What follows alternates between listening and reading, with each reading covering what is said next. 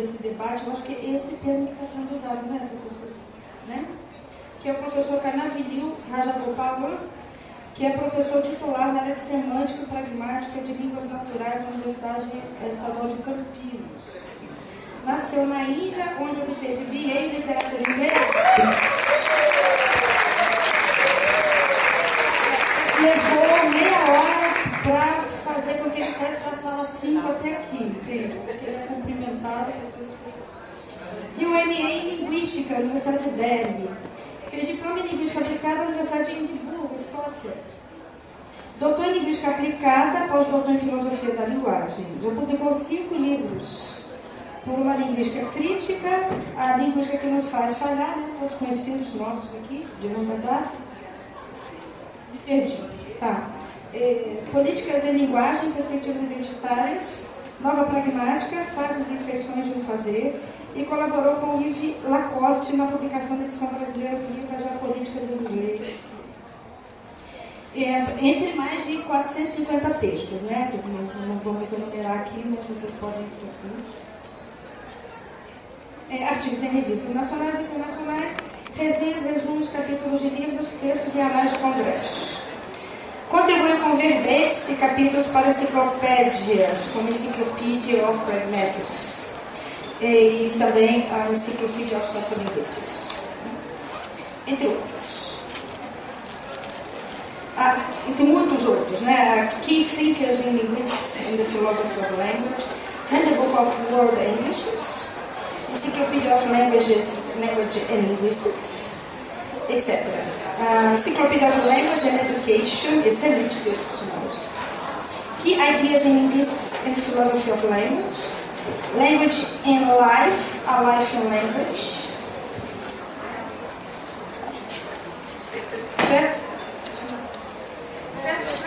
Fast Shrift, Language and Politics,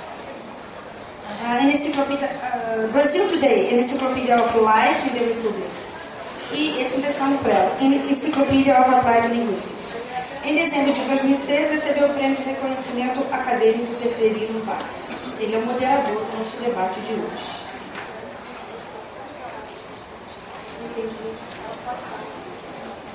Antes um aviso, vou apresentar.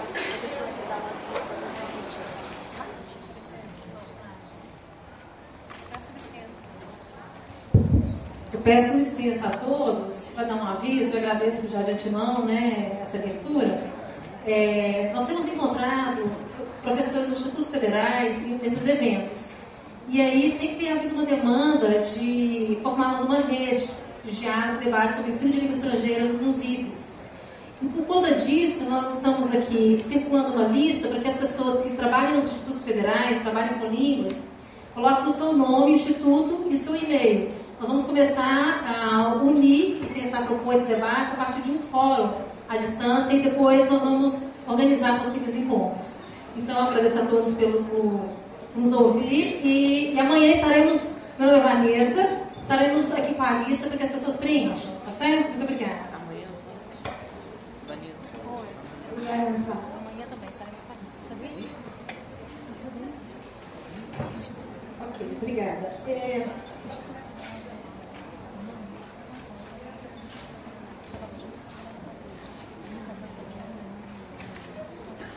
Também para a mesa virá professora e deputada federal Maria Margarida Martins Salomão, pode chamar, que é doutora em Linguística pela Universidade da Califórnia, em Berkeley, onde desenvolveu sua tese sobre redes constitucionais para a solução de casos de polissemia, com subversão de um comitê composto de Alfina, de Almeida. Ainda foi visiting escola na mesma universidade no período de 2006 e 2007, trabalhando na área de linguística cognitiva com Antônia Carlos. É líder do grupo de pesquisa Gramática e Cognição. Atualmente é professora associada da Universidade Federal de Juiz de Fora, onde atua nos programas de graduação em letras e pós-graduação em linguística. Realiza pesquisa em desenvolvimento na área de linguística cognitiva, como sub-área gramática das construções, redes, estruturas argumentais, aspecto e modalidade.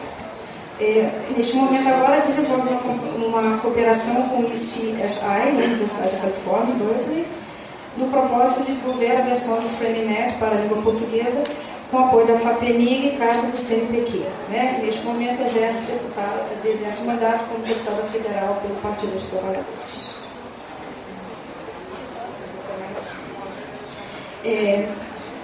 Last but not least, para a mesa também virá o professor Giovanni de Oliveira, que graduou na Universidade Estadual de Campinas em 1985.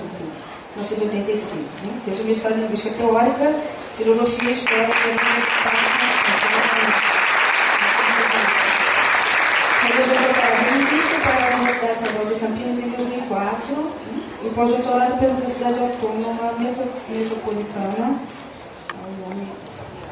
no México, Iztapalapa, no México. Atualmente é professor adjunto da Universidade Federal de Santa Catarina e desde 2010 responde pela diretoria executiva do IINP, Instituto Internacional de Língua Portuguesa, residindo em Cabo Verde, onde está localizada a sede do mesmo instituto.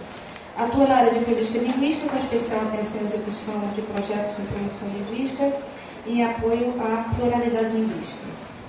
Coordena projetos na área de formação de docentes e elaboração curricular para regiões de bilinguismo e plurilinguismo, realizando pesquisas no campo da história da língua portuguesa, né, como tema de pós-doutorado. Escreveu sobre a internacionalização da língua portuguesa no século XXI. Então, a palavra, né, os debatedores e moderadores. Deixa eu ver. Boa tarde a todas e todos. Bem-vindo à sessão, muito obrigado por estar aqui. Minha função é basicamente mediador de um debate, né, sobre a política linguística. Eu me sinto muito feliz, muito honrado estar sentado entre duas pessoas de peso nessa área, que conhecem tanto a linguística como a questão política. Ambos têm atuação muito importante, tanto no campo da linguística como no campo da política linguística. Então, deixa eu esclarecer o que a gente pretende fazer. A gente vai trocar ideias assim entre nós, bem rapidamente, e a nossa intenção é passar a bola para vocês. A política tem que acontecer não no palco, mas na plateia, eu acho. Então, a ideia é colocar algumas considerações preliminares, pontapé inicial, para que vocês possam ter mais ocasião para levar isso adiante. Não é isso. A gente vai colocar muito ar algumas questões. Eu vou dirigir a cada um dos colegas certas perguntas com o intuito de provocar maiores discussões de vocês. Então, a questão é isso mesmo. Eu vou aproveitar inicialmente a questão que são dois linguistas, né? São formados em linguística e muito atuantes no campo da política linguística. Então, eu gostaria de começar perguntando a cada um como é que eles veem as possíveis relações entre a linguística e a questão de política linguística. O fato de ter conhecimento de linguística, ter formado em linguística, habilita a gente atuar melhor no campo da política linguística. Eu queria fazer essa pergunta, iniciando Denis first. Então, boa tarde a todos, boa tarde a todos que estão aqui, e eu quero, em primeiro lugar, agradecer a Lábio o convite para estar nessa mesa, também muito prestigiada, na companhia do Raja, na companhia do Gilvan, e acho também, como o Raja, que foi, na verdade, quem organizou as questões que nós vamos tentar responder ou debater. Eu acho que são questões, todas elas muito estruturantes nesse discurso que a gente vai buscar fazer. Então, em primeiro lugar, é essa questão: o que é a política linguística e de que maneira que essa categoria se relaciona à linguística entendida como um estudo científico da linguagem. Então, eu queria dizer que eu penso que a relação entre política linguística e linguística é tênue. É uma relação fraca, é uma relação definitivamente não subordinada e ainda menos aplicável. Uma personalidade emblemática da linguística, como um campo disciplinar vitorioso no século XX, é naturalmente Chomsky. Um texto de Chomsky que eu considero muito importante para fazer essa discussão é um texto chamado As Conferências de Managua. Não as conferências políticas, mas as conferências em que ele trata de linguagem e conhecimento, language and knowledge, que é inclusive uma das, vamos dizer, abordagens mais compreensíveis no texto de Chomsky da teoria dos princípios e parâmetros. E é muito interessante o contexto também que ele faz, que ele profere essas conferências, porque àquela altura estava em curso a luta dos sandinistas contra os contras, que eram apoiados pelo governo americano, e o governo americano estava bombardeando Managua. Então ele foi proferir as conferências lá provocadoramente. Portanto, ninguém tem dúvida do seu alinhamento nem do seu engajamento político. E aí, uma pessoa, um dos sandinistas, muito preocupado com a questão educacional do país, tratava-se de construir uma nação, perguntou ao Chomsky como é que a linguística pode nos ajudar a dar respostas para essa questão educacional aqui na Nicarágua. E o Chomsky foi absolutamente franco. Disse, não pode. Isso que eu estou fazendo não tem nenhum impacto na forma como se ensina espanhol ou inglês ou o que quer que seja. É lógico que você pode até imaginar, eu acho que é importante distinguir isso, quer dizer, a linguística ela se estruturou como um saber, e hoje um saber disciplinar que é muito diverso, conflitivo naturalmente, porque se faz política também na academia, mas definitivamente nunca ninguém pensou em fazer linguística para ensinar linguagem. Nunca ninguém pensou em fazer linguística para aplicar linguística em qualquer coisa. A linguística, ela inclusive assim, como ela surgiu bastante desencarnada, inclusive postulando o conceito de Nanka, né, que afinal de contas associa ao pai de todos, e o conceito de Nanka é absolutamente desencarnado, que é uma visão da linguagem como instituição social. Quando Chomsky muda essa perspectiva e começa a falar da linguagem como capacidade do sujeito, mas ainda assim um sujeito individual. Então ninguém estava pensando absolutamente em... Acho que é necessário dizer isso, que a linguística não se estruturou para ser aplicada. De forma alguma. Eu penso que isso não quer dizer que não haja impacto da linguística na aplicação. Particularmente na mais importante das políticas, que é a política educacional, das políticas linguísticas.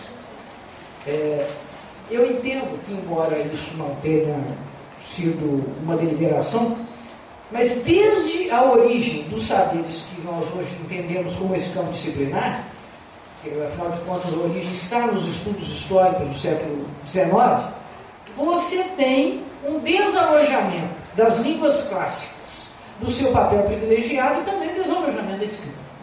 Porque certamente a mudança não se fez pela escrita.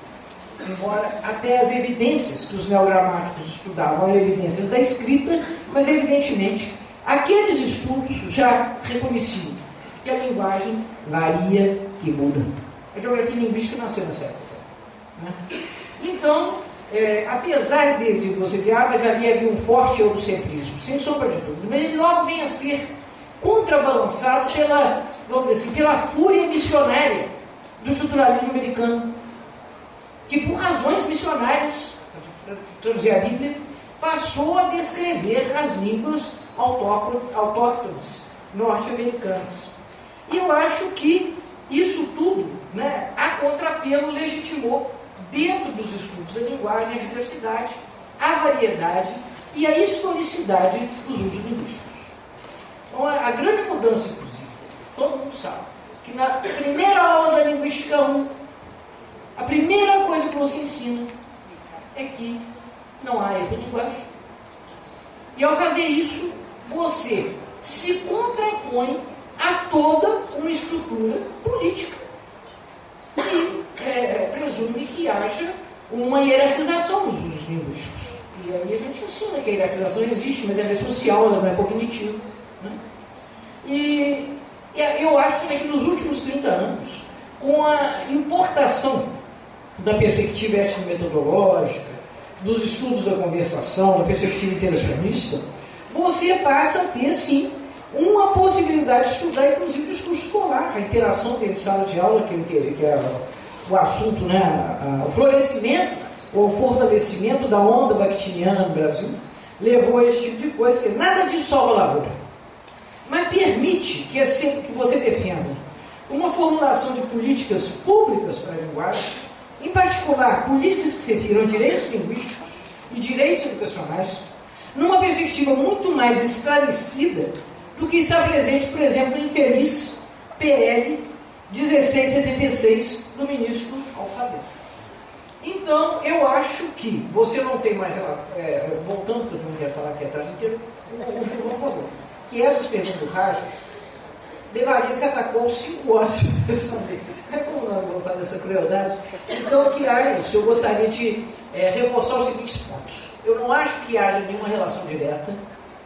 Por outro lado, o desenvolvimento disciplinar da linguística permite um maior esclarecimento na formulação de políticas linguísticas, na medida que você tem uma legitimação, aspas, científica da variação, da diversidade, da multiplicidade discursiva.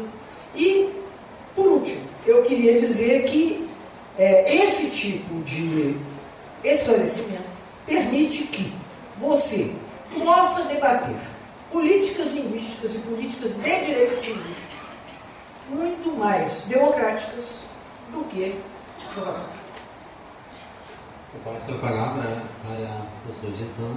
Mas antes eu queria só observar que é engraçado, o próprio figura Chomsky tem sido muito controvertido, né? A figura, porque eu mesmo, outras oportunidades, escrevi que parece que ele apresenta um personagem meio esquizofrênica, né? O Dr. Jekyll, o linguista, e Mr. Hyde, o político. Então é uma coisa meio complicada, não sei se... Bom, boa tarde. Eu queria agradecer também o convite por parte da organização do evento. É um prazer estar aqui com a professora Margarida, o professor Raja, e dizer que a minha resposta vai num sentido semelhante ao que a professora Margarida já respondeu.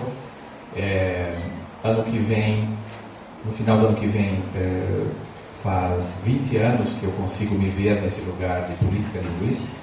Não foi um processo muito fácil, porque eu fiz graduação em linguística, tive 53 disciplinas no bacharelado em linguística e não ouvi falar uma única vez em política linguística no início dos anos 80 na Unicamp. Eu fiquei sabendo que existia política linguística quando fui fazer um mestrado na Alemanha. Encontrei o professor Florian Kuhlmann, que tinha um livro de 85 chamado Língua e Estado, 5 ensaios em planificação linguística. Eu fiquei muito surpreso com a perspectiva da política linguística, basicamente como uma necessidade de intervir, uma legitimação da intervenção no campo das línguas, como ação política, né? O conceito de ação da Hannah Arendt, a ação política na sociedade, e essa ação política tem uma lógica própria, não é uma lógica decorrente de um paradigma epistemológico, científico, universitário, mas pelo contrário, ela se atualiza e se modifica à medida que essa prática de intervenção, com agentes diferenciados, locais, específicos, estabelece demandas que são diferentes a toda hora. Então, nesse processo que vai para 20 anos que eu estou inserido, eu senti em muitos momentos que eu ia me afastando da linguística. E esses pressupostos que nós aprendemos como sendo as pedras angulares da Constituição da própria linguística. Nesse sentido, eu vejo que é preciso distinguir o que é política linguística, como fala o Carlos, do que é politologia linguística. Porque há uns 5 anos eu publiquei um texto num livro organizado pela Universidade Estadual de Ponta Grossa, publicado pela Parábola, em que eu falava da emergência de uma virada político-linguística.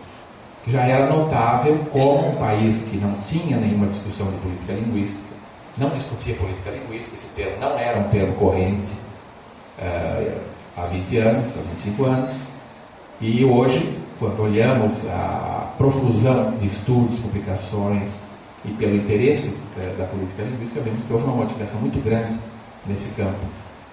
E eu dizia sobre essa virada político-linguística que justamente alguma coisa estava acontecendo no país, estava uma demanda forte da sociedade que estava sendo colocada e que os pressupostos dessa atuação iam modificar também a linguística que nós fazemos, né? No seu ritmo e na sua velocidade e ao seu modo. Esta atuação política, nós, de alguma forma, tentamos abarcar com a criação de um instituto específico para a política linguística, funcionando fora do âmbito universitário. Foi o IPOL, o Instituto de Investigação e Desenvolvimento em Política Linguística, de Florianópolis, que tem agora 14 anos, e que passou a tentar observar onde é que as políticas linguísticas aconteciam, também para desmistificar essa ideia de que no Brasil não havia política linguística, que o Brasil não tinha uma política linguística, e fomos encontrando uma infinidade de casos de ações sobre as línguas nos municípios, nos estados, em projetos da União, em projetos parlamentares, e fomos conseguindo estabelecer relações com esses projetos, com essas propostas, e tivemos a oportunidade de assessorar muitas delas. Por exemplo, assessoramos durante 5 anos o projeto de escolas interculturais bilíngues de fronteira, uma iniciativa para a integração regional do Mercosul, em que a professora argentina cruza a fronteira e dá aula em espanhol para as crianças brasileiras, e a professora brasileira cruza e dá aula em português, não de português, para as crianças argentinas. Mas tivemos a oportunidade, por exemplo, de fazer uma proposta mesmo ao Parlamento Brasileiro da criação do livro de registro das línguas, para que as línguas fossem consideradas também patrimônio cultural e material da nação, e não apenas o acarajé, não apenas o sírio casaré, não apenas a cachaça, né? E esta política que nós propusemos para a Comissão de Educação e Cultura em 2006, hoje é uma política estabelecida do governo federal, do Departamento de Patrimônio Imaterial do IFAM, desloca recursos para o Inventário Nacional da Diversidade Linguística, que o presidente Lula assinou em dezembro de 2010, logo antes da sua saída. Então, tivemos a oportunidade de participar em projetos concretos de política linguística em níveis federais, municipais, regionais com R maiúsculo, né? Mercosul, e agora também em relação à política a política comum do português na lusofonia nos países de língua portuguesa, através do Instituto Internacional da Língua Portuguesa, que está com gestão brasileira nesse quadriênio 2010-2014. De maneira que a lógica da ação política, a lógica da ação político-linguística, que não é nem a lógica da ação generalista, da política generalista, mas também não é a lógica da linguística, coloca muito claramente a questão de demanda por conhecimento técnico, que é uma parte interessantíssima para nós, embora não seja só um conhecimento técnico linguístico, mas também um conhecimento jurídico, um conhecimento sociológico, um conhecimento antropológico, que essas relações demandam. De modo que hoje eu tento observar as demandas de conhecimento e a própria formação do profissional do ponto de vista da política linguística.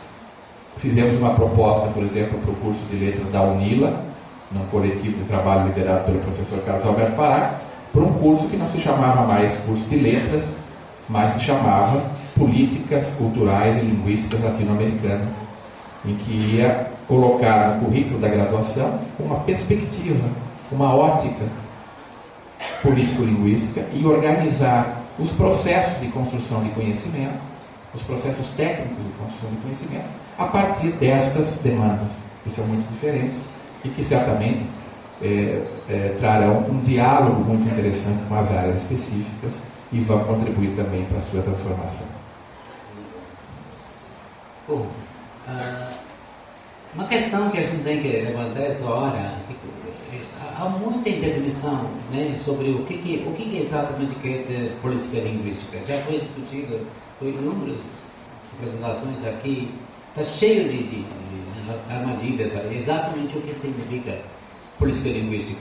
Mas todos nós sabemos, mesmo que alguém que nunca tinha pensado sobre essa questão, nós sabemos que um dos atos, um dos gestos políticos mais gritantemente de ordem política que teve impacto definitivo na história do Brasil foi o decreto Bombalino, tá certo? Aquela coisa cacetada que veio, decidido em Lisboa e caiu aqui. Há quem diga que é o primeiro ato significativo na história do Brasil na ordem da política linguística. Então, eu pergunto, indubitavelmente, aquele povo ficou sabendo na última hora. Um dia para o outro mudou. A língua geral sumiu do mapa. Será que toda e qualquer política linguística tem que ser essa coisa de vertical, top-down, aquela coisa com uma dose de carga forte de autoritarismo? Ou será que o povão, terá algum lugar nessa coisa? É possível, de alguma forma, o povão agir? Por exemplo, nós acabamos de presenciar a revolta popular, internet, tá certo?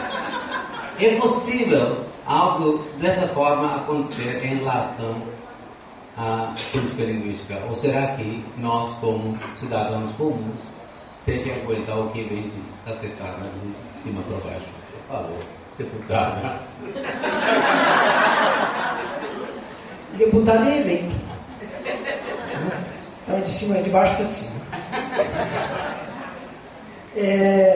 Eu queria dizer uma série de coisas. Por exemplo, a própria presença da linguística nos cursos de letras, é bom lembrar isso, foi uma intervenção política do Darcy Ribeiro. Tá certo? Sem mais nem menos, brotado pela cabeça do Darcy Ribeiro, que chamava uma cabeça genial. Agora não vai ter mais filologia no curso de letras, vai ter linguística. Conselho Federal de Educação, 1962. Não tinha gente para dar aula de linguística no Brasil, não tinha mestre em linguística. E assim começou a linguística no curso de letras. E foi bom. E qual era a perspectiva do Darcy Ribeiro? Antropológica. Para poder descrever a língua do povo, para poder descrever a língua de índio. Essa era a perspectiva do Darcy. E foi uma intervenção de cima para baixo. Que, inclusive, se esperasse que fosse naquela altura de baixo para cima, não sei se algum dia teria linguística no Brasil. É uma coisa interessante, né? O linguística nasceu na Universidade de Brasília, no Museu Nacional aqui. O professor Arion ficou tão danado quando a linguística mudou do Museu Nacional para a Faculdade de Letras, que ele foi embora para Campinas. Porque ele achava que isso ia desnaturar a linguística e outra vez sitiá-la ou entregá-la na mão dos filólogos. O que não aconteceu. E aí a vida tomou o seu rumo, né? Porque também não dá para controlar essas coisas todas. O que o Raja pergunta, que eu acho que é muito interessante, é que as políticas linguísticas, elas têm que ser exercidas de cima para baixo ou elas podem surgir de baixo para cima? A minha resposta é o seguinte: isso depende de quão democrática uma sociedade é. Se uma sociedade é democrática, as políticas públicas, inclusive. O que o Gilvan relatou resulta de uma determinada inflexão política no Brasil. Fosse outra, por que isso não aconteceu antes? Não é pela linguística, é pela política. Essas coisas não mudam pela linguagem. Aí eu, inclusive, queria diferenciar uma coisa interessante, né? É necessário distinguir políticas linguísticas e mudanças linguísticas. Porque as mudanças linguísticas ocorrem quase sempre, realmente, de baixo para cima. Elas acontecem pelo latim vulgar, né? Que nós estamos falando. Essa versão do latim vulgar que nós estamos falando. Latim vulgar, não nos esqueçamos, é latim popular. Né? Então é de baixo para cima, sim. Tudo que estava proibido no apêndice próprio, que nós falamos, o léxico do apêndice próprio, o proibido. O lado proibido é o lado que nós usamos. Então, eu não tenho dúvida que no processo de mudança linguística, você efetivamente tem a afirmação dos usos que são majoritários numa determinada situação. Agora, se você tiver uma sociedade mais democrática, possivelmente você não teria o Diretório dos Índios ou a adoção de políticas de branqueamento como aquelas presentes nas propostas educacionais da virada do século XIX ao século XX. E que levaram, segundo muitos estudiosos do português, a uma descriolização do português. É a tese do Gregory Dyer. É a tese que é defendida até hoje pelo Antônio Kessler, né? Que o português que nós falamos, ele resulta de um crioulo que depois passou por um processo de descriolização. É claro que essa posição não é pacífica. O Naro enfrenta, Marta Scherrer enfrenta, mas de todo modo, essa é uma ideia. Você tem, nesse caso, mudanças linguísticas introduzidas via determinadas políticas educacionais. E nós sabemos disso até hoje. Que você não deve escrever. Você não deve escrever. Me empresta o seu livro. Claro que no Facebook você escreve. Também você escreve no e-mail. Mas se tiver papel, ou se for uma correspondência oficial, você não vai escrever. Por razões estritamente políticas. Né? Se nós pensarmos bem, o modernismo brasileiro foi uma atividade importante de inflexão política linguística, porque você libertou a língua escrita no Brasil muito do cânone europeu. Isso aconteceu, o Zé de Alencar pelejou, foi interditado. É curioso que um dos interditadores tenha sido um negro pobre, carioca, chamado Machado de Assis. Mas é claro que a sociedade é complexa. Então ele resolveu escolher para legitimar a crítica social absolutamente corrosiva que está presente nos seus livros. Ele escrevia como um português. Aí é uma variedade. Mesma coisa o Cruz de Souza, da Santa Catarina. Não há ninguém que tenha uma prosa mais branca do que aliás, uma poesia mais branca, até lexicalmente, né? Ó, formas alvas, alvíssimas formas, do que o Cruz de Souza. Então, eu acho que, Raja, formular ou praticar políticas linguísticas que sejam democráticas depende de você ter mais ou menos uma sociedade democrática. Se você tiver a possibilidade de participação, é lógico que você vai ter políticas linguísticas, que as mais evidentes são as educacionais, construídas com mais participação, e, portanto, de uma forma mais democrática. Agora, quando você tem a interdição da participação, você terá políticas autoritárias e que terão impacto, como o caso da elite brasileira do final do século XIX até hoje. Tem uma parte da elite brasileira que, como vocês sabem, tem complexo de vira-lata. Mas, àquela altura, o complexo era ativo e foi efetivamente praticado uma tentativa de branqueamento do país. Havia um horror à mestiçagem. Um horror ao caboclo. Né? Era preciso que Euclides escrevesse: o sertanejo é, antes de tudo, um forte. Mas depois, né, ele escrevia que era uma força muito complicada. Então, eu acho que, inclusive, você mencionou aí um fenômeno recente, as assim chamadas jornadas de julho, que afinal vão se repetir em setembro. Essas jornadas, elas implicaram em uma expressão extraordinária da cena pública, na cena pública das TIC. E se nós pensarmos que grande parte das mudanças políticas na história correspondem a mudanças nas TIC, vocês pensam que seria possível ter uma revolução americana ou uma revolução francesa sem imprensa? Sem difusão da palavra escrita? Sem enciclopedistas? Prestem atenção. Uma das coisas mais potencialmente subversivas que hoje nós temos é a Wikipedia. que é uma enciclopédia construída cooperativamente. E você tem uma formalização disso. Entre os mais perigosos pensadores do ponto de vista da restauração eram precisamente os enciclopedistas. Então nós, na verdade, né, nós não somos tão criativos, nós não nos inventamos tanta coisa nova a todo momento. Eu acho que a presença das TIC, por exemplo, uma coisa que está sendo nesse momento levada a ser votada é o marco civil na internet. Isso é fundamental, que nós tenhamos isso. Tem uma consequência na área da linguagem também. Então eu terminaria por aqui, porque levar uma dessa é um curso. Obrigado, Maria. Eu acho que essa própria conceptualização entre coisas de cima para baixo, de baixo para cima, são mais complexas do que isso, né? Desde da microfísica do poder de Foucault, pelo menos, né? Tem essa imagem que o poder circula. A parte de cima depende da parte de baixo, e vice-versa, e há várias partes intermediárias, quer dizer, essa figura é muito mais complexa. O Rajan falou, por exemplo, do ato pombalino de proibição do Inhangatu. Não foi esse ato, finalmente, que acabou com o Inhangatu. Era um desejo do governo português. O que acabou com o Inhangatu mesmo foi a entrada de 500 mil de nordestinos monolíngues em português na Amazônia, por ocasião da borracha, o genocídio de mais de 50 mil falantes de Inhangatu por conta da cabanagem.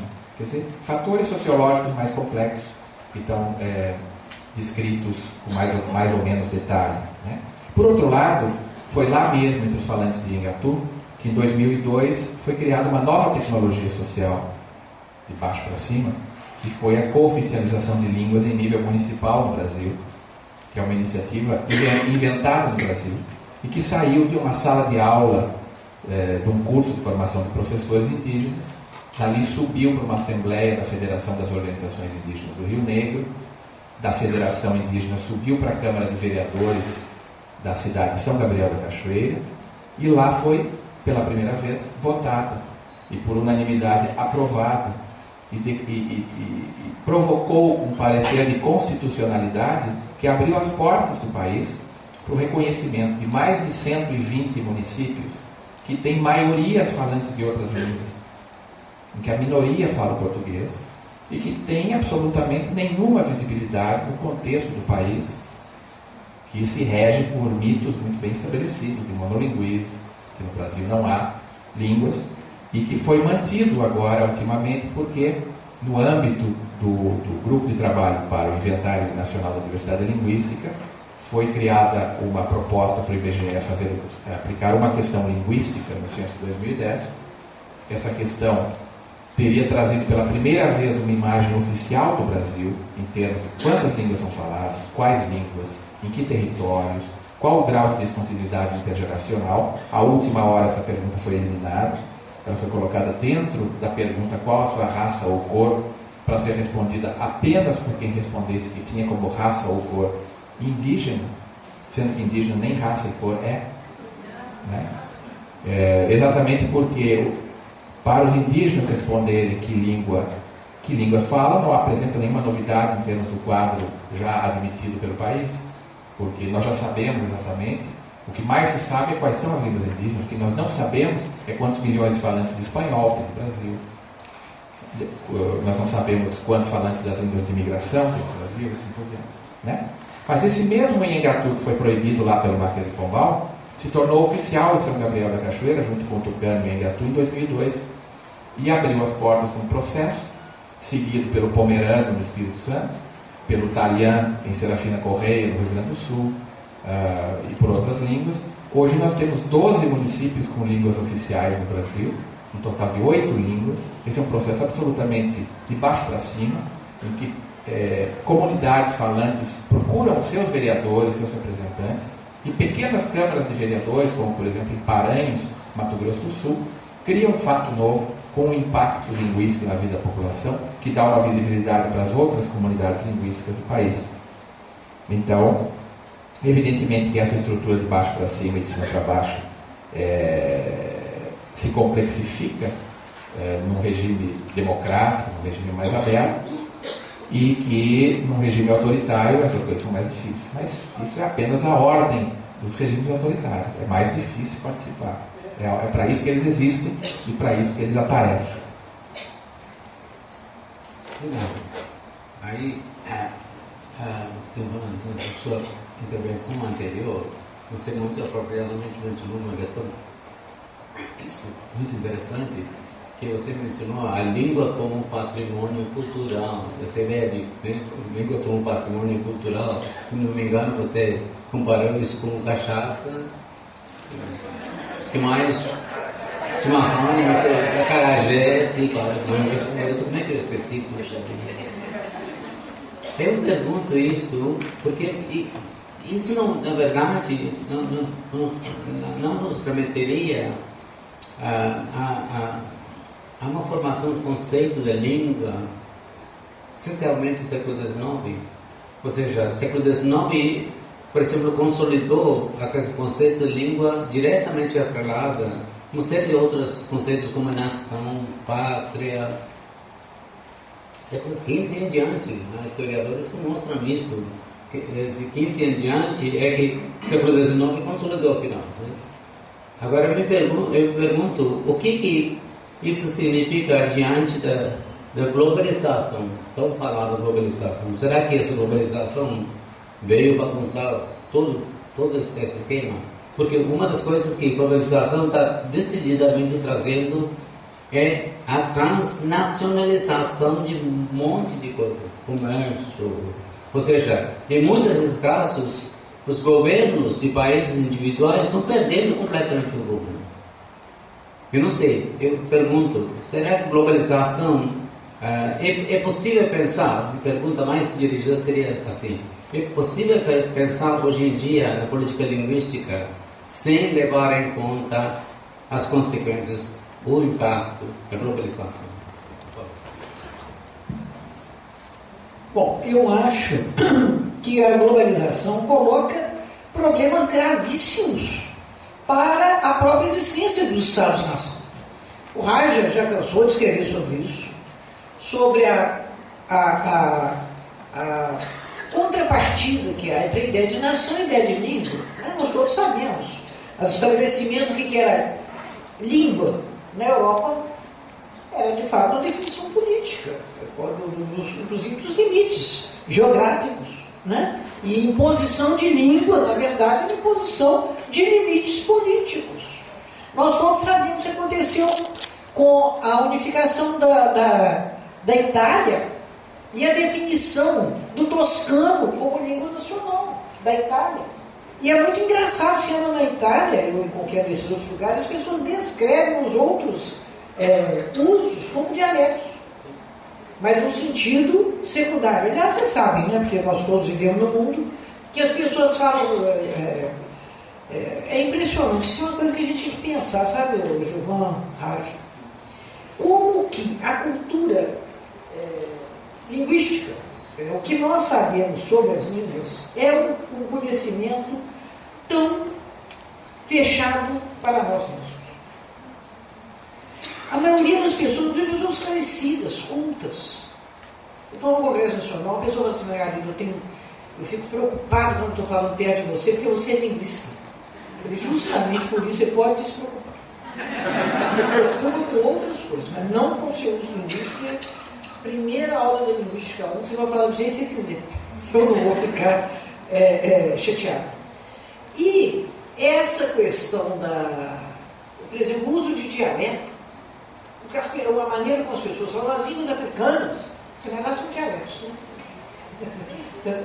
No Brasil, você fala, o Brasil não é um país monolíngue. Você tem a língua dos povos indígenas, que são dialetos. Então, dialeto nesse léxico, é uma língua de segunda classe. Dialeto não é o que nós sabemos que é dialeto. Dialeto é uma língua de segunda classe. O que eu quero dizer é o seguinte: para os próprios Estados nacionais, a sobrevinda de uma universalização das relações internacionais e comerciais levou a problemas enormes. Vocês têm hoje uma coisa chamada União Europeia. E aí, a quebra da Grécia ameaça a Alemanha. Não é isso? Quer Não é questão linguística, gente. Isso é uma questão política e econômica. Né? Isso não é uma questão linguística. Isso é uma questão política e econômica que vai se expressar também na linguagem, porque a linguagem é uma das arenas mais relevantes e constitutivas da expressão humana. Aqui mesmo nós estamos aí com o Mercosul, que estabeleceu um outro tipo de reflexão nossa sobre o espanhol. Só muito recentemente é que o espanhol passou a ser estudado na escola, se estudar francês. Né? Aqueles mais velhos podiam estudar ou inglês ou francês, mas espanhol não. Espanhol virou uma língua de referência para estudo, inclusive, no ensino público, por conta do Mercosul. Porque nós estávamos completamente alienados com relação aos nossos vizinhos. Então, eu acho que você tem desafios. Eu acho, em decorrência dessa nova realidade, você tem projetos linguísticos específicos. É um projeto interessantíssimo, em curso na Europa, e que recebe recursos de todas as nações europeias que fazem parte da União Europeia. É um projeto chamado Eurolex, que é um projeto de construção de um recurso lexical, eletrônico, do léxico dessas línguas. Por quê? Porque o tipo de transação que passou a ser praticada, jurídica, comercial, política, quer dizer, no campo institucional, requer vamos dizer, uma normalização no campo também da expressão linguística. Então, esse é um projeto interessantíssimo na área de linguística computacional. Chama-se Eurolex, e que vem avançando com muito dinheiro da União Europeia. Agora, certamente, a União Europeia está combalida, deve ter menos dinheiro agora, mas, até então, vinha esse projeto prosperando fortissimamente. E há projetos análogos em construção no mundo, em que você estabelece essas relações entre léxicos e multilíngues. Um conhecidíssimo é exatamente o projeto de Princeton, né? Que é o WordNet, que é um projeto usado por todo mundo que trabalha com linguística computacional. Eu trabalho com a FEMINET, tá certo? Isso é posto por quê? Pela normalização. Senão ninguém ia botar dinheiro em projeto de linguística de conversão de elegibilidade por máquina de léxicos multinacionais. Um outro fenômeno interessantíssimo e muito estudado por várias pessoas, mas um livro que eu li, que eu achei muito interessante, é Christina Higgins, 2009, sobre o inglês. Sobre o inglês falado na África, em que você tem esse fenômeno claro chamado mestiçagem linguística. Né? Você tem na Tanzânia uma língua chamada, ou uso linguístico chamado Sheng, que é na verdade uma mestiçagem do Swahili com o inglês, e que expressa uma nova cena pública, uma nova arena comunicativa. As sociedades, as pessoas que moram nessas cidades, nessa nova cena urbana, elas não querem também falar as suas línguas nativas, que a rigor são entendidas só pela tribo. Mas também elas não querem falar inglês, como o inglês é falado nos Estados Unidos. Então você tem esse fenômeno, que é uma coisa muito interessante. Isso é um fato novo, trazido pela pós-colonização. Né? E eu imagino que isso esteja acontecendo para todo lado. E eu creio que a globalização também coloca em questão um outro ponto, que é o possível advento de novas línguas imperiais. Que a língua imperial dos últimos, digamos, 150 anos, sem sombra de dúvida, é o inglês. Né? Venceu o francês. Sempre meus colegas do francês na universidade falavam, gente, as guerras napoleônicas acabaram na derrota da França. Então, por isso, que depois das guerras mundiais também, quem ganhou a guerra as duas guerras mundiais não precisaram de chegar se desembarcava a cavalaria americana. Então, com isso, nós temos essa projeção do inglês como língua imperial. Também não há nada de novo.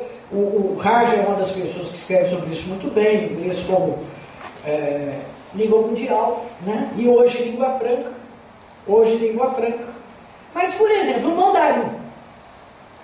Será que não vai emergir como uma nova língua imperial? Quem de nós vai dizer que não? Eu tenho ouvido pessoas, filhos de empresários, que falam que os filhos deles deviam também aprender mandarim. Porque, afinal de contas, o comércio com a China é, hoje, um dos maiores negócios do mundo. É um negócio na China, geralmente. Então, eu acho que a globalização, ela redesenha o cenário completamente. E não necessariamente ela é maligna. Ela é simplesmente nova. Nessa escala. Porque se você pensar bem, você sempre teve predomínios linguísticos em determinadas condições de transação, né? Então, você teve o latim, você tinha aqui o Nhangatu, que também era... Você tinha o Quechua. Eu estudei o Quechua da Bolívia, né? Que era a língua do Peruíca. Por que o Quechua você falava na Bolívia? Por quê? Porque era também por razões políticas, militares. Mesma coisa na China, mesma coisa no México, na Índia, né? Na Índia. Então, o mandarim, também as políticas do mandarim contra as línguas faladas por grupos ínfimos de pessoas, apenas 100 milhões, por exemplo. Lá é uma língua minoritária, né? Falava assim. A gente nem considera. Então, eu acho que nós temos uma situação nova, e sobre a qual não basta pensar aplicando ou exercendo o que nós sabemos sobre sintaxe ou sobre fonética. É política mesmo, gente. E aí o Gilvan está vendo que é certo. Né? A educação canônica em linguística nos nossos programas, tanto de graduação como de pós, não tratam disso. Não tratam disso. Eu trato porque eu gosto de política. Agora, aí é uma... Né? Você, grande parte, inclusive, do estudo dentro das línguas, assim chamadas estrangeiras, é um discurso inteiramente não político. Você não discute a dimensão política. Né? Então, eu acho que isso faz parte da vida, nós vamos ter que enfrentar.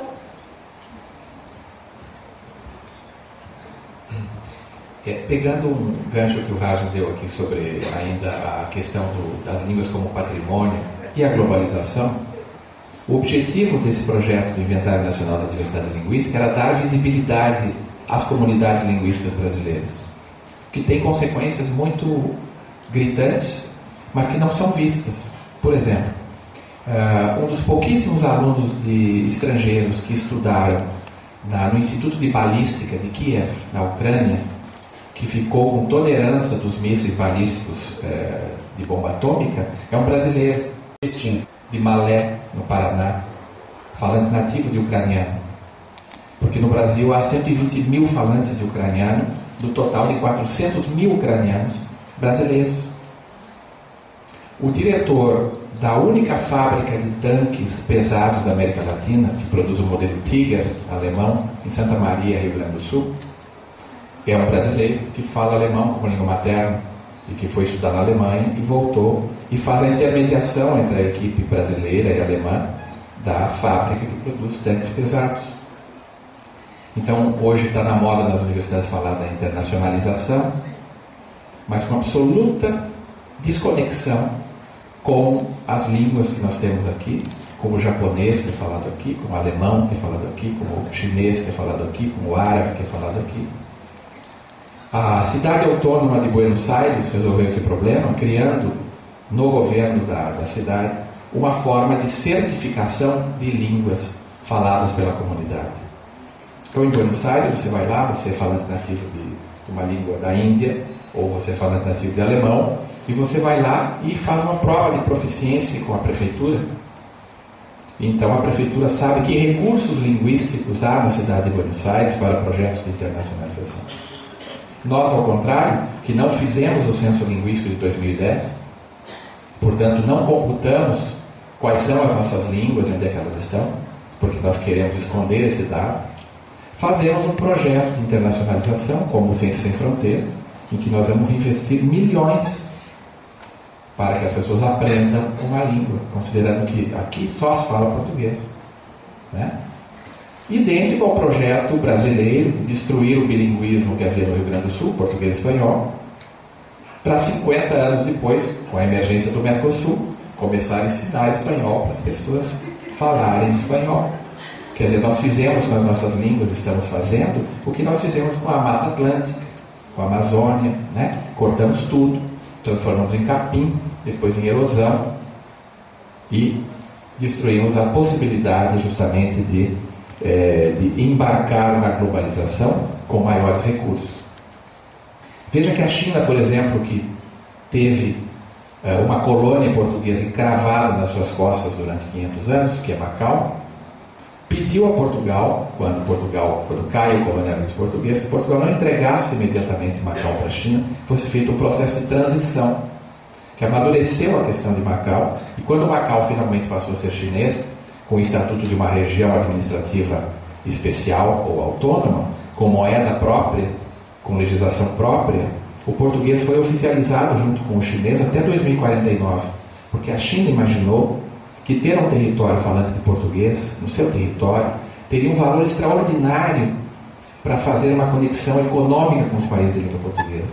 E por isso criou uma instituição internacional chamada Fórum de Macau, que reúne a China e 7 dos 8 países de língua portuguesa. Só não reúne São Tomé e Príncipe, porque São Tomé reconhece Taiwan e a China tem por política não reconhecer países que reconhecem Taiwan.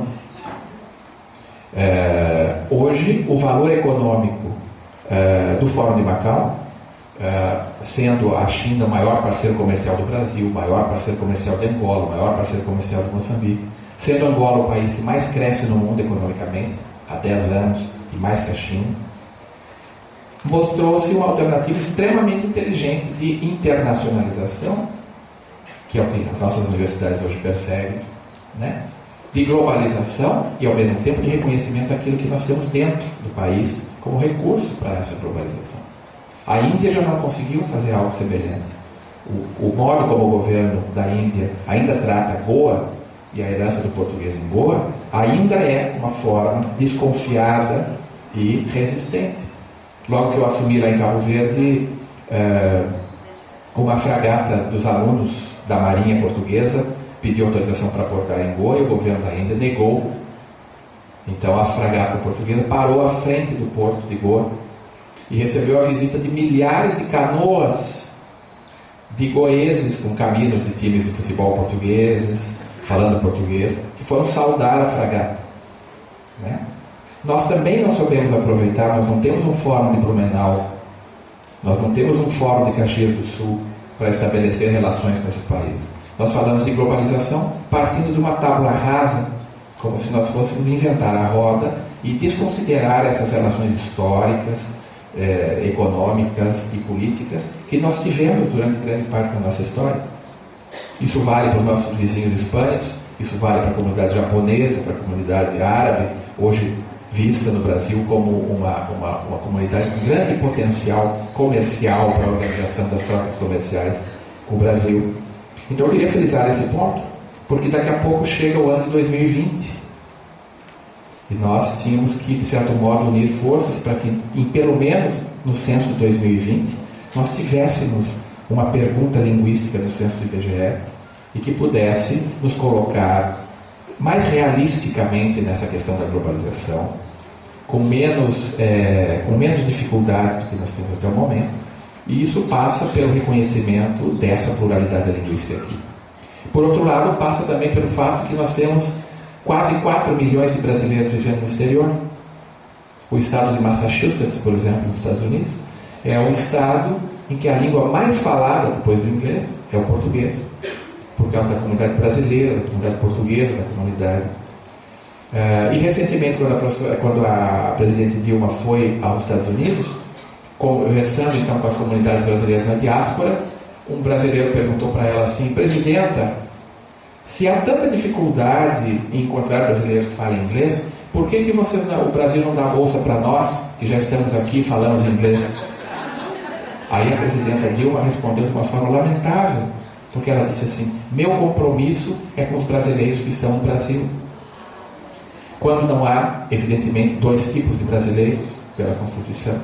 Eles são tão brasileiros quanto nós, porque ser brasileiro não é estar dentro do Brasil, né? Ora, o desaproveitamento dos recursos brasileiros que estão no exterior, que têm redes sociais no exterior, que têm construído as relações de produção e de vivência no exterior, é outra, como dizem os portugueses, outra falhança da nossa visão de globalização, né?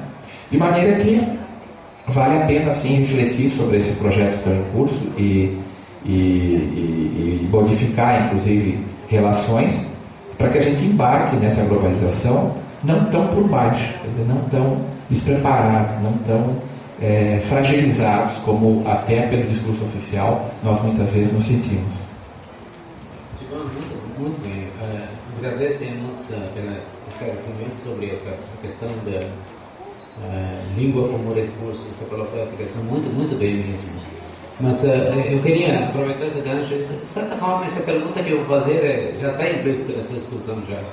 Mas eu preciso fazer isso, né? Porque muitas vezes há quem diga, por exemplo, essa coisa de internacionalização, globalização, é uma conversa para poder dormir.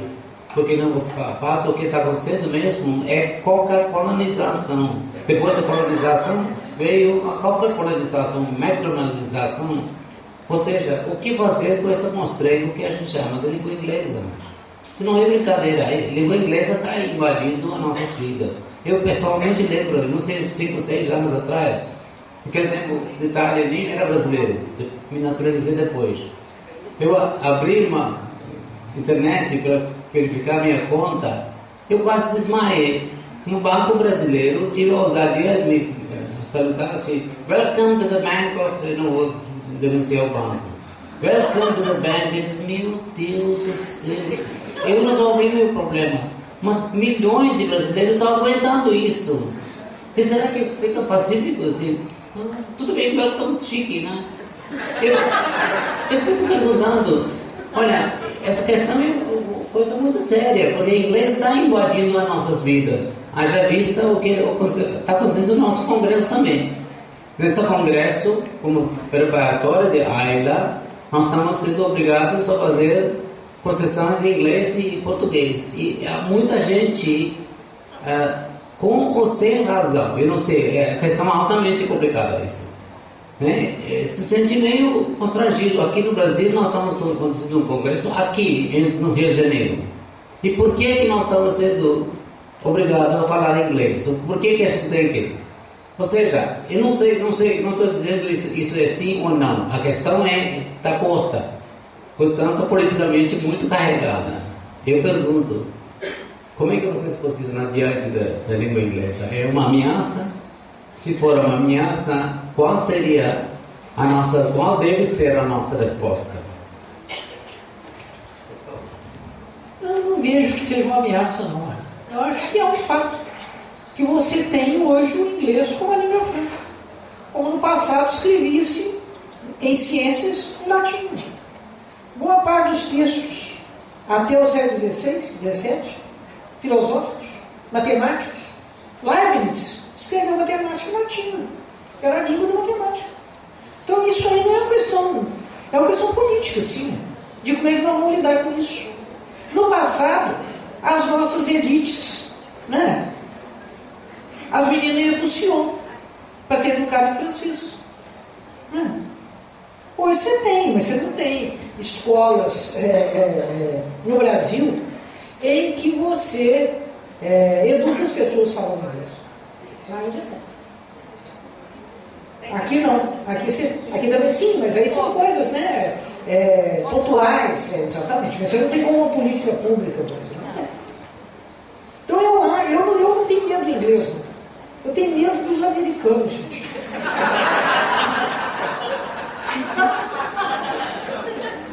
Eu me pergunto, será que o Obama vai ler essa constituição? Não, isso que eu me falo.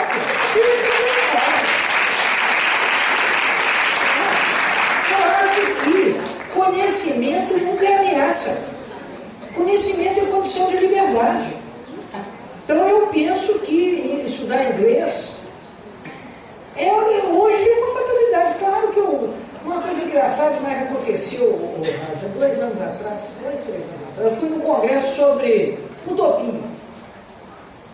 falar sobre a metáfora do utopia. Lá em Campinas, o Berriel, que tem um estudo sobre isso, tal, é uma coisa maravilhosa. E vieram os italianos falaram sobre utopia em italiano, naturalmente. Nós pelejando para entender. Eu falei sobre utopia, sobre a metáfora sobre utopia em português. Uma coisa que me impressionou extraordinariamente foi um casal de portugueses da cidade do Porto. Como é no Congresso Internacional, eles são portugueses, apresentaram as suas contribuições também num simpósio em inglês para todo mundo lá na Unicamp, certamente compreenderia o português. Mas até então era assim, bom, eles foram escritos, né, era a língua do Congresso Internacional, mas o mais curioso foi que aí as pessoas fizeram perguntas na plateia em português e eles respondiam em inglês. Então, mas isso é uma peculiaridade, né? Uma coisa excêntrica, não é uma conduta normal. Se você pensa bem, se pensar para as línguas minoritárias, o Gilvan sabe disso muito melhor do que eu, a grande ameaça para as línguas minoritárias no Brasil não é inglês, não, é português.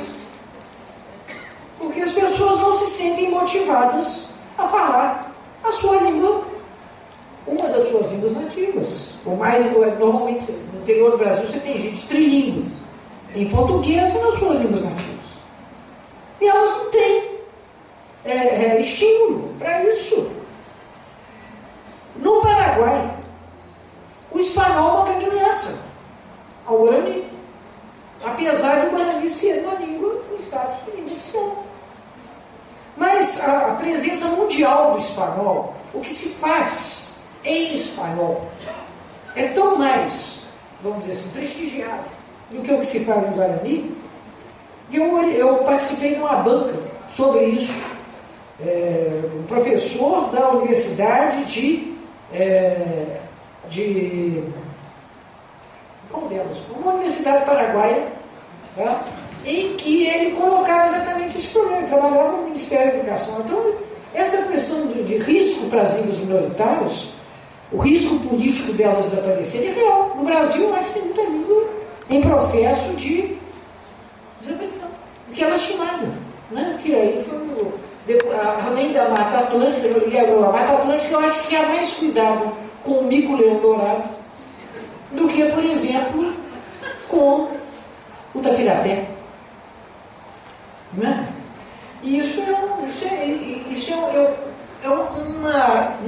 um desafio para os linguistas saírem da casca. Porque senão nós vamos ficando falando para nós mesmos e nós nos confirmamos naquilo que nós acreditamos, mas engraçado, em coisas complexas, DNA, por exemplo. Qualquer pessoa hoje no Brasil, assim, tem a dúvida de paternidade, fala, faça o teste de DNA. E DNA é uma coisa complexa. Agora, com relação à cultura linguística, você vê que a ignorância da Dilma nesse campo. E de todos os outros. Isso aí é conhecimento esotérico. Falar sobre diversidade, variação. Vejam, todos os grandes jornais brasileiros têm colunas ensinando como é que as pessoas devem falar ou como elas devem escrever. Então isso que nós vemos, meu Deus, mas os jornalões, a grande imprensa brasileira prestigia isso. Então, há sim um risco grande para as línguas minoritárias. E eu acho que a ameaça do inglês, sobre a qual tantos, o Raj mesmo tem muitos textos, dos 450 que ele escreveu, mais ou menos 200 devem ser sobre, não li todos não, mas enfim, o Raj escreve constantemente sobre o inglês, sobre a ameaça, mas eu acho que o inglês, por ser a língua da potência mais ameaçadora, ela é a língua que tem, vamos dizer assim, uma disputa política mais forte no campo da educação, mais do que qualquer outro.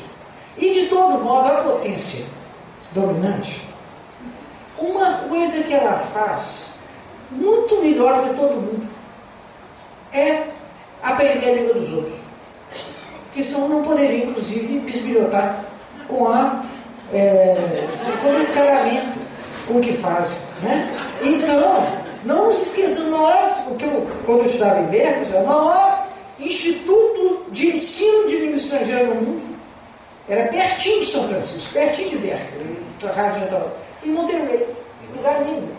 De quem que era o instituto? Da CIA. Tá? Algum texto que a Cristine e mais a Paula escreveram é muito interessante, quer dizer, toda a questão da língua estrangeira não é por acaso que no Brasil a linguística aplicada surge nos departamentos de língua estrangeira.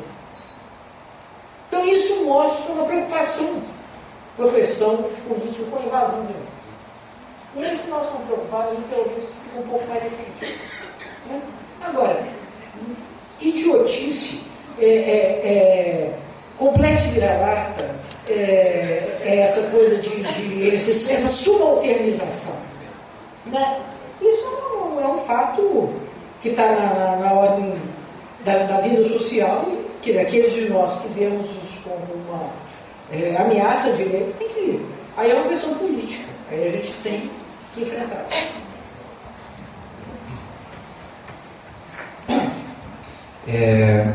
A gente organizou, o Instituto Internacional da Língua Portuguesa organizou um colóquio em Guaramiranga, no Ceará, sobre uma das áreas estratégicas do Plano de Ação de Brasília para a promoção da língua portuguesa, que é o documento que decorreu da primeira Conferência Internacional sobre o Futuro do Português, que o Itamaraty organizou em 2010, em Brasília. E esse colóquio foi sobre o português na internet e no mundo digital. Então nós chamamos o Daniel Pimenta, que é o presidente da FUNREDES, uma organização que fica na República Dominicana e cujo propósito é medir a presença das línguas na internet. Pedimos que ele fizesse um estudo sobre o português para nos apresentar quantas andam o português na internet. Ele apresentou um quadro muito interessante, mostrando que o português cresceu em 10 anos 960% na internet. É a terceira língua que mais cresceu.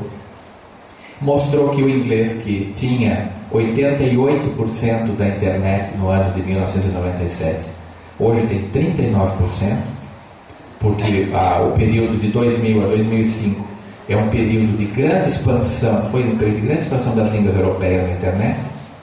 O período de 2005 a 2010 foi um período de crescimento exponencial das línguas orientais. É o momento em que o próprio chinês ultrapassa o número de usuários de inglês na internet. E que o período de 2010 a 2015 está sendo um período de crescimento exponencial das línguas minoritárias na internet. Ele mostrou também que essa ideia que nós temos que o inglês domina a internet decorre de certas práticas, como por exemplo da Google, de indexar prioritariamente páginas em inglês. Porque o inglês é a página mais lucrativa a partir da perspectiva de que a indexação de páginas gera publicidade. E que então aquilo que a Google indexa hoje da internet gira ao redor de 12% da internet. Apenas. E com uma indexação prioritária do inglês por razões econômicas. Ele mostrou nesse estudo, que vai ser publicado agora na revista número 3 do Instituto, que, ao contrário, a língua do século XXI, se nós fôssemos computando uma série de outros dados também, falando em outra língua franca, a língua do século XXI será o plurilinguismo e a tradução eletrônica. Porque todas as tecnologias desenvolvidas agora são tecnologias multicanal, como a televisão digital, que fazem e permitem que as línguas funcionem ao mesmo tempo e que provoca o lucro das estratégias capitalistas a partir do domínio de diferentes mercados linguísticos.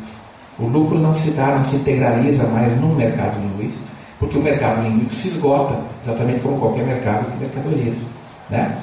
Então, por isso que a Google trabalha com 68 línguas, por isso que a Wikipedia trabalha com 248 línguas e assim por diante. De modo que o que ainda é de domínio do inglês e vai continuar por bastante tempo é uma área muito específica do âmbito da produção da tecnologia, né? do inglês como língua da ciência e língua da tecnologia, que tem a ver com um tipo de inserção universitária que as universidades americanas têm, que as nossas não têm, que as nossas não fizeram, porque são universidades ainda muito burocratizadas, muito controladas pelo governo federal, buscando normalmente apenas critérios de validação pela CAPES. Nós não produzimos prêmio Nobel com esse tipo de validação e nós não engrenamos as universidades em estruturas de produção que façam a nossa língua se tornar mais atraente no nível internacional, especialmente por um fato também grave, é que o Brasil é o único país hoje que produz ciência em português. Portugal inseriu-se no contexto de Bolonha e no contexto europeu e produz prioritariamente hoje ciência em inglês. Até os formulários do CNPq de Portugal, para a pessoa pedir um projeto, já são em inglês. Razão pela qual a segunda Conferência Internacional sobre o Futuro do Português no Sistema Mundial, que será agora 29 e 30 de outubro em Lisboa, com a presença dos ministros de Relações Exteriores dos 8 países da CPLP, terá como tema exatamente o português como língua da ciência, para que isso possa ser inserido no Plano de Ação de Lisboa 2014-2018 e possa ser levado em consideração para que se tenha uma noção mais clara da importância que as universidades, quando se internacionalizem em português em primeiro lugar e deem prioridade ao português com estratégia de internacionalização, ao lado de outras estratégias como o plurilinguismo, como o fomento ao inglês, etc, etc. Olha, eu quero agradecer meus colegas da mesa, mas como eu disse no início, eu peço desculpas, inclusive, eu perdi tempo precioso. Acho que perdi o tempo. Mas eu quero abrir a discussão. Eu quero avisar vocês, a palavra de vocês agora, com a seguinte observação. Olha, na questão de política não há perguntas, política não se faz com perguntas e respostas. Política é uma questão de posicionamentos. Então, por favor, não se limite a saber o que você acha, não é isso só. Se você quer se posicionar sobre qualquer desse assunto que a gente discutiu, por favor, faça. Não precisa ser uma pergunta-resposta. Posicionamentos. Palavra sua.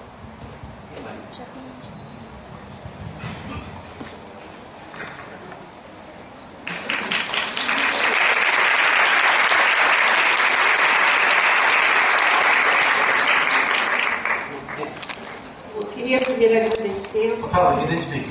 Eu sou Maria das Graças Dias Pereira, sou da PUC do Rio de Janeiro, Programa de Pós-Graduação e Estudos da Linguagem. Queria agradecer a oportunidade de ouvir os professores, que realmente foi tudo muito interessante. Agora, a minha pergunta é sobre CAPES. A minha pergunta é sobre na política, a linguística da CAPES. Tivemos recentemente a CAPES com orientação de divisão dos programas de pós-graduação mistos. Nós, na PUC, fizemos a divisão e alguns outros também fizeram. No momento, temos outra política linguística na CAPES, que é de querer que a gente coloque cursos de estrutura linguística em nossos programas. Nós acabamos de ver aqui na discussão, até do professor Gilbrand, dizendo, tive vários cursos de linguística e fui aprender na Alemanha alguma coisa de política linguística. E a professora Margarida dizendo, bom, Chomsky, o que tem a ver com linguística aplicada? E exatamente a linha interacionista tem a ver com isso. E nós temos na PUC do Rio de Janeiro uma linha forte na área de interação, discurso sociedade, tudo isso mais. E nesse momento estamos em discussão, em função do programa da CAPES, de incluir, mudar, fazer reforma, incluindo disciplinas de estrutura linguística.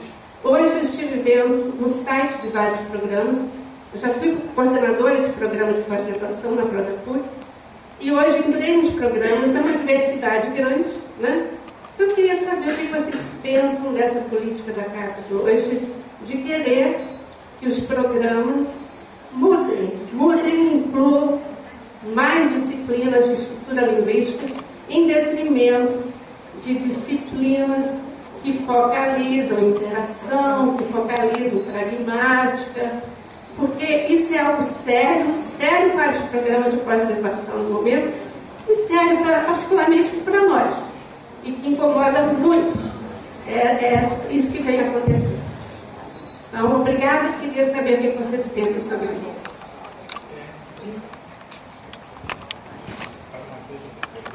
Mais alguém quer manifestar? Por favor. Olá, boa noite, sou a professora Paula. Ontem nós tivemos uma mesa, né, pela manhã sobre políticas de avaliação e implementação de programas de pós-graduação. Nós discutimos essas questões.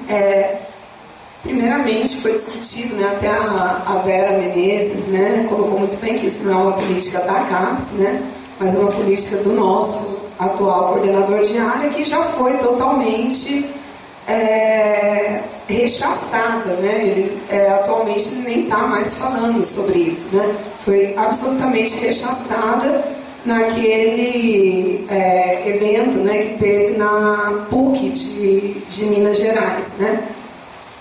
Embora essa visão ela esteja presente no mestrado profissional, né, recém-aprovado pela CAPES também, como a Vera Menezes mencionou, por uma questão de concepção pessoal e, lógico, da concordância do grupo que estava envolvido, né, na elaboração desse projeto. Mas eu acho que em termos de programas de pós-graduação essa discussão já foi superada, visto que o próprio Demerval foi totalmente rechaçado mesmo nesse evento. Existem pessoas que eu conheço, né, não no nosso programa, que o nosso programa sempre teve muito bem definido, que essa não seria uma questão, né, por ser um programa especificamente de linguística aplicada. Tem pessoas em programas que defendem essas visões, né, principalmente em programas de estudos de linguagem, mas em termos de área, ela foi, assim, não vingou exatamente.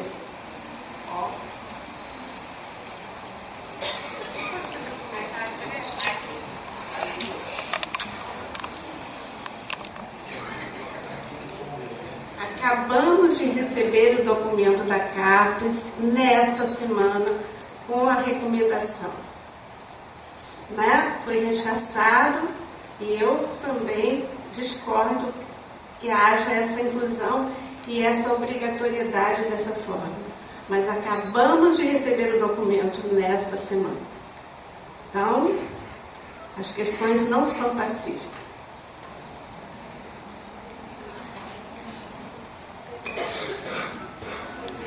Eu quero retomar uma fala da Margarida, quando ela disse que a ameaça não é a língua, mas os Estados Unidos, e voltar lá na década de 60, e especificamente 68, quando eu era estudante da Faculdade de Letras, e militante, secretário de BCE, e que nós, alunos de inglês, éramos vistos como representantes do imperialismo.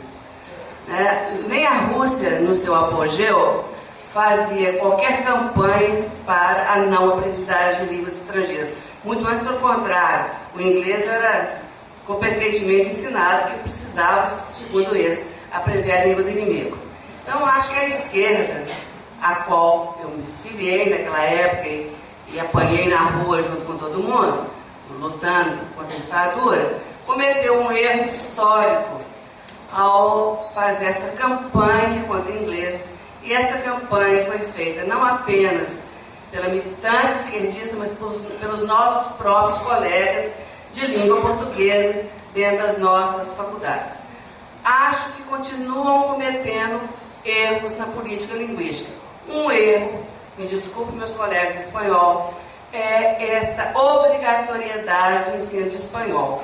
Eu acho que continuam cometendo um erro ao não abrir para o ensino de várias línguas.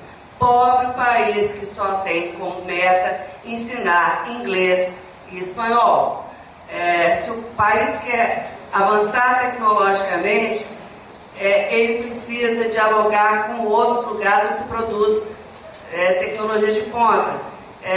Nossos alunos da Universidade Federal de Minas Gerais perdem oportunidades de bolsas para a Alemanha muito antes do Ciências Sem Fronteira, porque não há uma política de ensino de alemão. Então, eu acho que a esquerda continua errando, acordou um pouco tarde com alguns programas que agora estão tentando implementar, e essa perseguição da esquerda ao ensino de língua inglesa especificamente tem efeitos traumáticos até nas nossas pesquisas, porque é natural que uma pessoa que aprenda mandarim queira saber um pouco da cultura do povo que fala mandarim, e virou pecado mortal no ensino de língua inglesa ensinar sobre a cultura dos povos que falam a língua inglesa.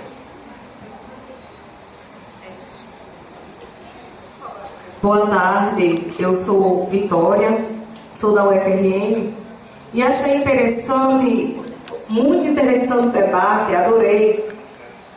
E gostaria de fazer uma contribuição e uma pergunta. A contribuição primeiro estamos num tempo de